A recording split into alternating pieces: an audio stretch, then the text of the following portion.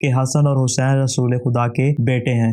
حضرت عیسیٰ کی جو نسل چلی ہے وہ حضرت ابراہیم علیہ السلام سے چلی ہے۔ کل سے تفہیم القرآن کا درس جو ہے وہ ان سے جا کے حاصل کروں گا۔ یہ سارے کا سارا حسنین کریمین کا صدقہ ہے۔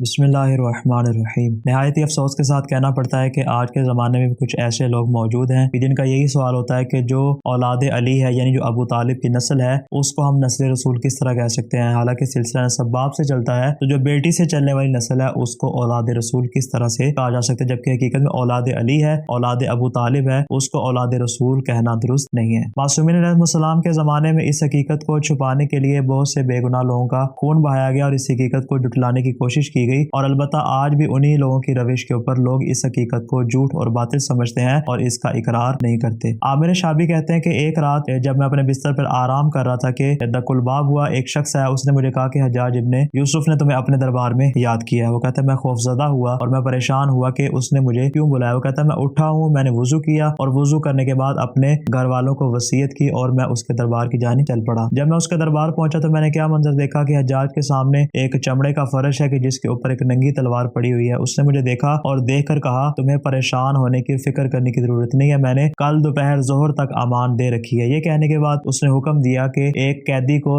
میرے سامنے لایا جائے۔ چنانچہ میں نے دیکھا کہ ایک قیدی کو زنجیروں میں جکڑ کر اس کے سامنے لایا گیا ہے اور مجھ سے حجاج کہنے لگا کہ یہ شخص اس بات کا دعویٰ کرتا ہے کہ حسن اور حسین رسول خدا کے بیٹے ہیں، اگر تو اس نے اپنا دعویٰ قرآن مجید سے ثابت کر دیا تو پھر اس صورت میں اس کو آزاد کر دوں گا، ورنہ میں اس کی گردن کو اس کے تن سے جدا کر دوں گا۔ میں نے جب یہ منظر دیکھا میں نے کہا کہ اس کو زنجیروں سے آزاد کر دو تاکہ وہ آسانی سے اپنی دلیل پیش کر سکے۔ عامر کہتے ہیں کہ جیسے ان کی زنجیریں کھولی گئی میں نے دیکھا کہ وہ سعید ابن جبیر تھے۔ میں اس سوچ میں پڑ گیا کہ بلا سعید اس کا کس انداز سے جواب دیں گے اور اس کے لیے کس طرح سے دلیل پیش کر پائیں گے۔ وہ کہتے ہیں جیسے ہی حجاج نے اسے زنجیروں سے آزاد کیا اس نے کہا کہ اپنا دعویٰ ثابت کرو۔ چنانچہ سعید نے کہا کہ کیا تم نے سورہ مبارکہ انعام کی آیت نمبر 85 اور 86 نہیں پڑھی کہ جس کے اندر خدا نے ذریت ابراہیم کے تمام انبیاء کو شمار کیا؟ اس نے کہا بالکل میں نے قرآن پڑھا ہے۔ اس نے کہا پھر یہ بتاؤ کہ ذریت انبیاء میں حضرت عیسیٰ کو کیوں شامل کیا؟ کہا اس لیے کہ حضرت عیسیٰ کی جو نسل چلی ہے وہ حضرت ابراہیم علیہ السلام سے چلی ہے۔ تو سعید نے کہا مجھے یہ بتاؤ کہ عیسیٰ کے تو باپ تھے نہیں، عیسیٰ اپنی ماں کے اعتبار سے نسبت رکھتے ہیں، تو پھر آخر کیوں ان کو ذریت ابراہیم میں سے شمار کیا گیا؟ حالانکہ حضرت عیسیٰ اور حضرت ابراہیم کے درمیان کئی نسلوں کا واسطہ موجود ہے، اس کے باوجود بھی خدا نے حضرت عیسیٰ کو ذریت ابراہیم میں شمار کیا۔ تو تم دیکھو کہ یہ جو حسن اور حسین ہے